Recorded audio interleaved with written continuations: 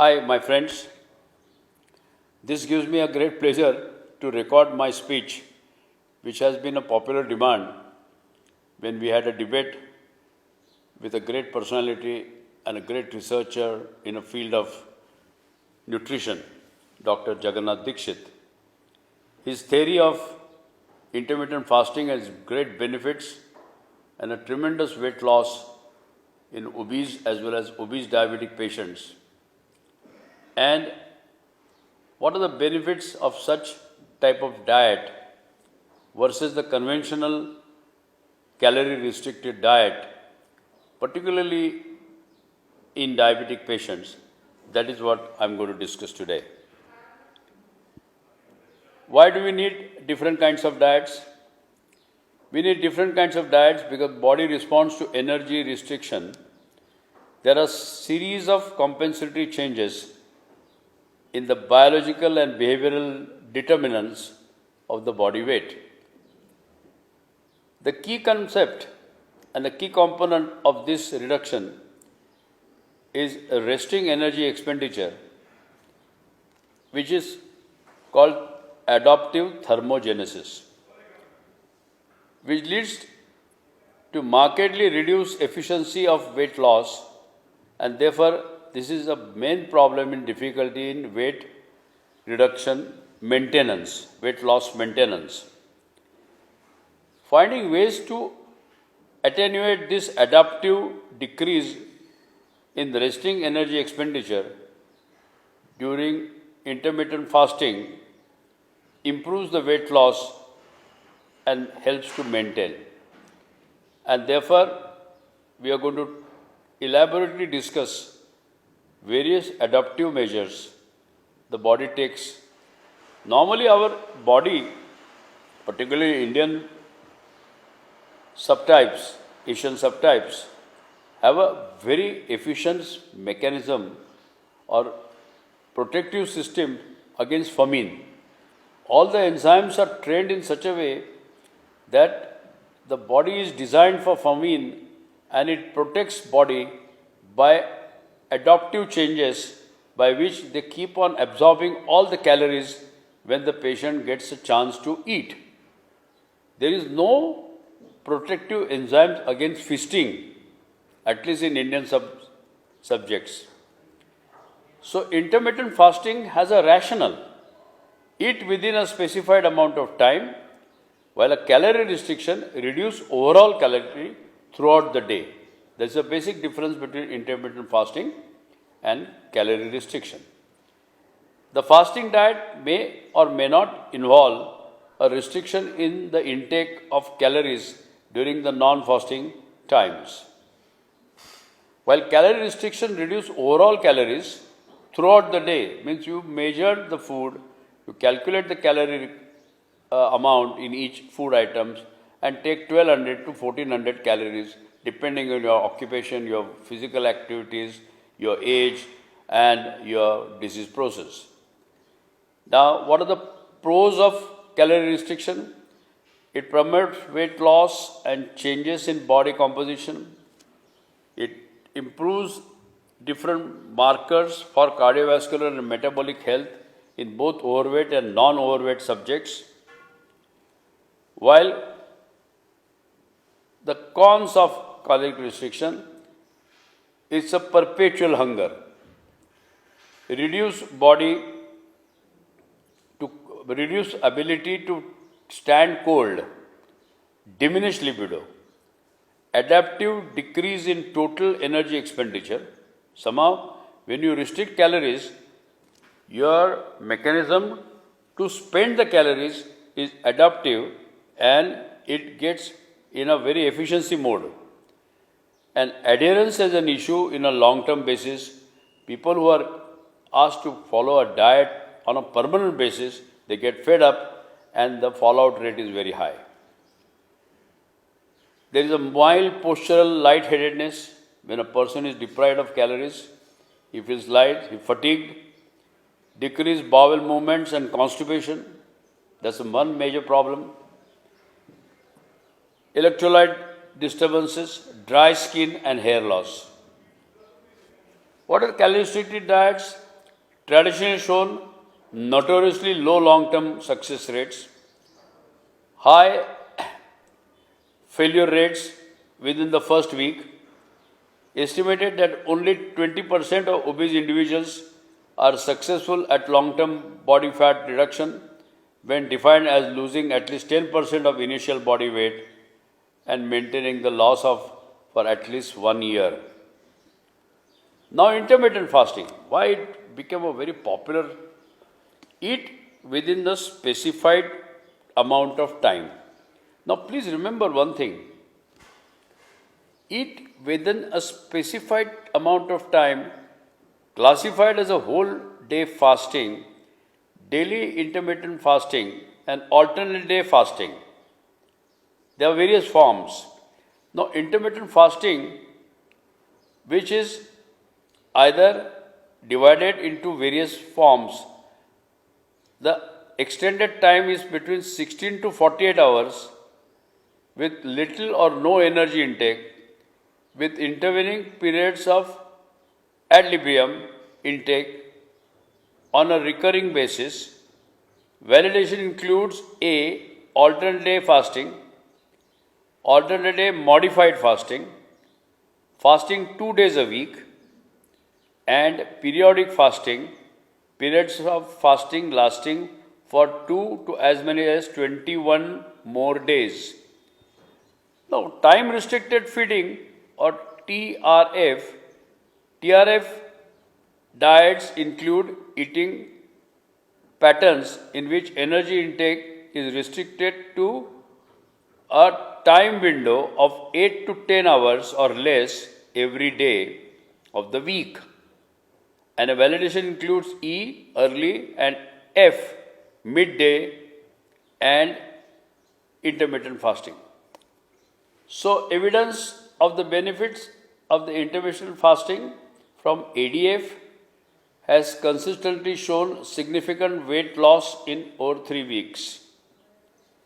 In 5 to 2 model, most of the trials found weight reduction in all subjects, 5 days fasting and 2 days eating. In DIF studies, daily small feeding windows, 2 meals per day, skipping dinner, produce significantly greater weight reduction than grazing 6 smaller meals per day. Now, this is the basic objective of this discussion.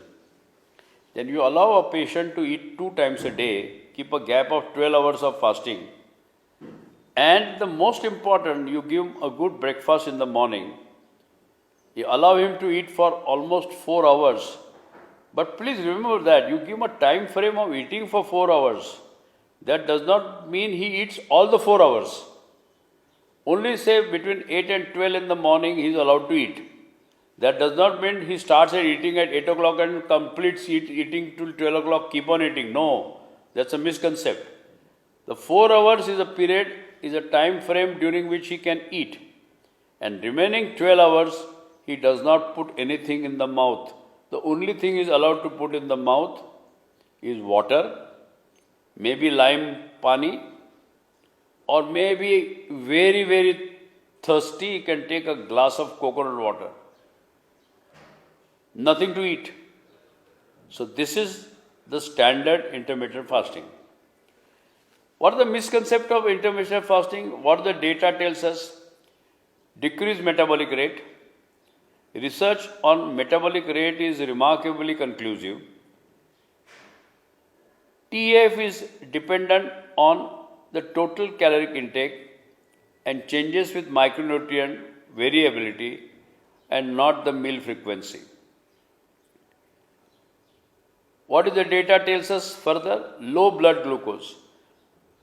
The intermittent fasting people have a consistently low blood glucose. Even occasionally they can develop hypoglycemia. I am talking about particular non-diabetic patients. Commonly believed that intermittent fasting can cause pathologically low levels of sugar in a non-diabetic subjects, but research shows that in healthy subjects, short-term fasting periods up to 24 hours do not lead to hypoglycemia. Hypoglycemia is typically seen in a diabetic patient. What are the other misconceptions? Increased hunger. Perceived hunger appears to be highly subjective. Prolonged fasts may have a hunger suppressing effect. Prolonged fast may have very high hunger suppressing effect. Decreasing the feeding frequency sustains satiety. Now this is important. The satiety center in hypothalamus is kept quiet by decreasing the frequency. Now, there is an increased stress. People feel that intermittent fasting cause increased stress and therefore increased cortisol level, stress hormones. Short periods of increased cortisol secretion, such as one sees during some of the intermittent fasting intervention, can enhance fatty acid oxidation. Now, this is a very important thing. If there is an increased cortisol production as a consequence, as a counter regulation against low sugar, it can burn the fuel in an alternate pathway, and that is oxidation of free fatty acid. More research on fasting shows little or no changes in cortisol level in response to short periods of fasting. Now, pitfalls of intermittent fasting. The difficult for someone who eats every few hours. Inappropriate for those with a continuous conditions that require food at a regular intervals due to metabolic changes caused by their medications such as in diabetes, oral hypoglycemic agents and insulin. Risk for overeating when food is reintroduced, and that's another big problem. When intermittent fasting people are allowed to eat, they tend to eat more than their normal diet because their body is just deprived of food, so they cannot keep control on the amount of food served to them, and that can be very, very dangerous. It also can lead to more acid production. Hyperacidity is the main issue. Now, you will see the overlap of intermittent fasting and caloric restriction is a center on the time-tested eating which promotes ketogenesis linked with circadian biology, weight loss produced in these with elevated BMIs, promising for a long-term adherence. And calorie restriction centers on calorie reduction, does not induce ketogenesis, does not synchronize with the circadian rhythm, weight loss across all BMIs, which definitely both improve stress response, they both help reducing blood pressure, and it improves insulin sensitivity and helps to reduce cholesterol. So both have a beneficial effect. Now obviously, in terms of insulin production with the intermittent fasting is much less as compared to continuous fasting.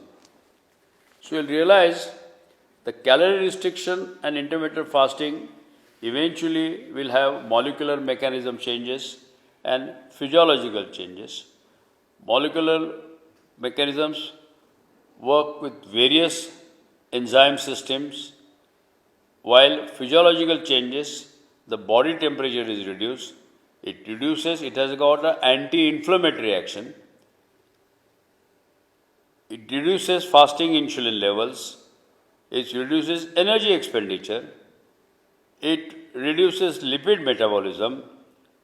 And it reduces cardiovascular risk, circadian clock system improvement, blood pressure improvement, produce more ketone body, and major proteostasis. So there are many methods to substantiate this view. We will not go into detail of that. So conclusion, that it is unclear that intermittent fasting is superior to other weight loss methods in regards to amount of weight loss, biological changes, compliance rates, and decreased appetite. Certain people who typically eat 1 or 2 meals a day or do not eat for long stretches of time may show better compliance if they are used to this kind of intermittent fasting. More high quality studies, including RCTs, with a follow up more than 1 year, are needed to show a direct effect and a possible benefit of intermittent fasting. But there is no harm in following intermittent fasting for certain types of patients who are able to follow this regime and who do not have diabetes or who do not who may have diabetes but who are also on oral hypoglycemic agents and insulin. So thank you very much for allowing me to elaborately discuss Dixit's diet as well as conventional calorie restriction. In my opinion, intermittent fasting diet is really very good for some people, but you cannot say that it can be given freely to all type 2 diabetics or all diabetics who are on metformin or insulin. So one has to find out clinically what is going to help the patient and prescribe either a total calorie restriction or occasionally intermittent fasting on a short-term basis. So this is completely a matter of judgment of a clinician. Thank you very much for your patient hearing.